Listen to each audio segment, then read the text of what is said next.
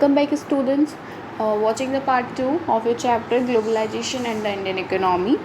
So now in this video we discuss what is World Trade Organization, that is WTO. So it is an organization whose aim to liberalize intertrade.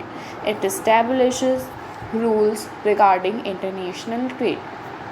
Means ये एक ऐसी organisation है जो पूरे world का market क्या करती है, लुक आफ्टर करती है, ठीक है। और इसी से क्या है, पूरी दुनिया में इंटरनेशनल ट्रेड जो है वो इस्टेब्लिश हुआ है। ये कब फॉर्म हुई थी? 1 जनवरी 1955।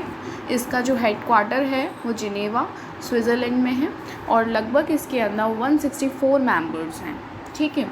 फिर इसके बाद worked under Marrakesh agreement which replace GATT general agreement of tariffs and trade.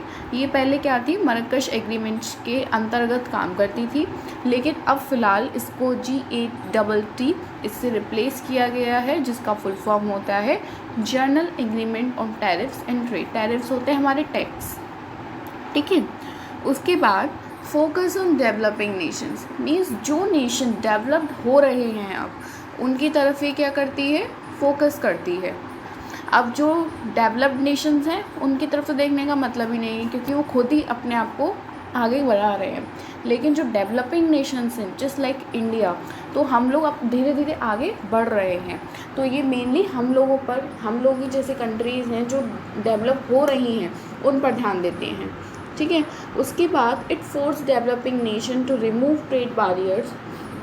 ये क्या करते हैं, जो डेवलपिंग कंट्रीज़ हैं उन्हें फोर्स करते हैं ताकि वो अपने देश की जो बॉर्डर पर जो क्या कहते हैं रेस्ट्रिक्शंस होती हैं उनको हटाएं, ट्रेड बैरियर्स हटाएं, जिससे बाहर की फॉरेन कंपनीज़ उनकी कंट्रीज़ में आएँ और उनकी कंट्री को पैसा दें। इससे क्या होगा, उन्हीं की इकोनॉमी स्ट्रॉन्ग होगी, ठीक है।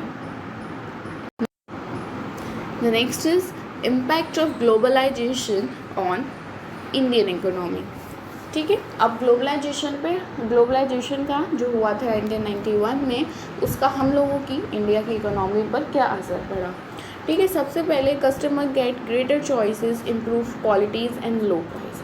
अब हमें क्या हुआ, कोई भी एक प्रोडक्ट की बहुत सारी वैरायटी मिल गई। जैसे अब अगर हम टूथपेस्ट ख़रीदने जाते हैं तो हमें 10 तरीके की ब्रांड्स दिखा देता है कि डाबर आंवला है और क्या डाबर रेड टूथपेस्ट है, कोलगेट है, पेप्सोडेंट है, क्लोज़अप है, इतनी सारी हमें ब्रांड्स दिखा देता है, ठीक है। इस और क्या होता है, इम्प्रूव्ड क्वालिटी, एक से एक बढ़िया क्वालिटी होगी। अगर क्लोज़अप में पेपरमेंट है तो कोलगेट में वो है कैविटीज़ को हटाने के लिए, पेप्सोडेंट में जम्स से लड़ने के लिए। तो हमें क्या है, इम्प्रूव्ड क्वालिटीज़ मिल रही हैं और सबके प्राइस भी कम है।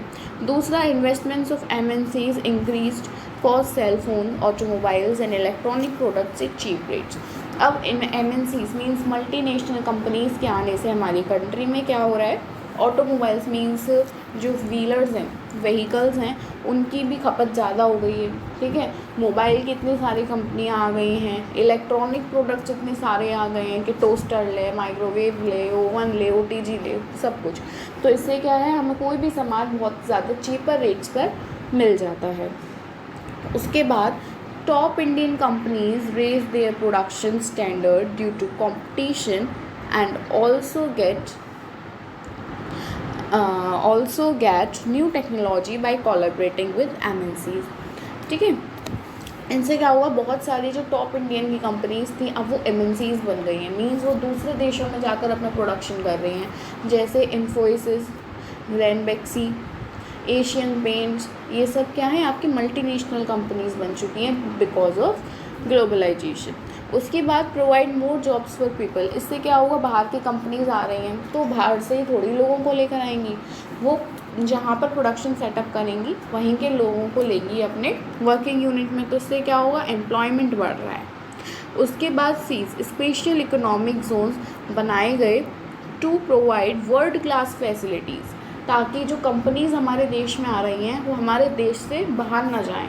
मीन्स अगर 1 साल 2 साल काम कर लिया वापस ना जाएं कि हमें देश पसंद नहीं आया। तो इसलिए क्या होता है, गवर्नमेंट पॉलिसीज़ चलाती है कुछ कंपनीज़ के लिए, जिससे वो क्या करती हैं, उन्हें अच्छे अच्छे ऑफ़र्स प्रोवाइड करती हैं कि अगर आप 5 साल हमारी कंट्री में रहेंगी आपकी कंपनी, तो हम आपको कम टैक्स पे करवाएंगे, ये कराएंगे वो कराएंगे। और इसके लिए उन्हें water, road, electricity, transport, storage, हर किसी भी चीज़ की बहुत अच्छी क्वालिटी देते हैं।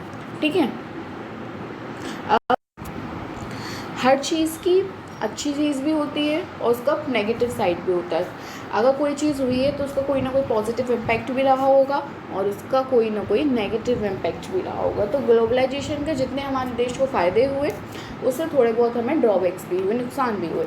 इससे क्या है, लेसर जॉब सिक्योरिटी। अब इतनी सारी कंपनीज आ गई हैं, इंडिया की वैसे इतनी सारी पॉपुलेशन है, तो अगर कोई बंदा सही से काम नहीं कर रहा तो उसे पहले ही उसमें कि तू सही से काम नहीं कर रहा तो निकल, है ना, दूसरे को ले लिया, क्योंकि लोगों की कमी नहीं है, इतने बेरोज़गार हैं।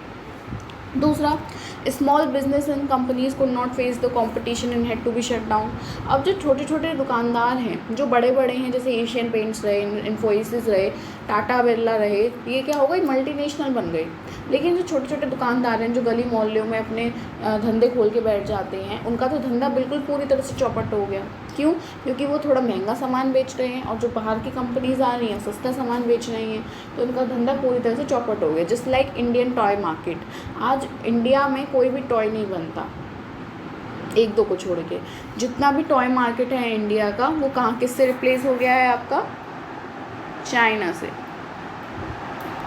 अब जितना भी मार्केट आता है टॉय, सब चाइना का। उसमें हर किसी भी आपका कोई भी टॉय होगा उसमें मेड इन चाइना लिख रहा होगा।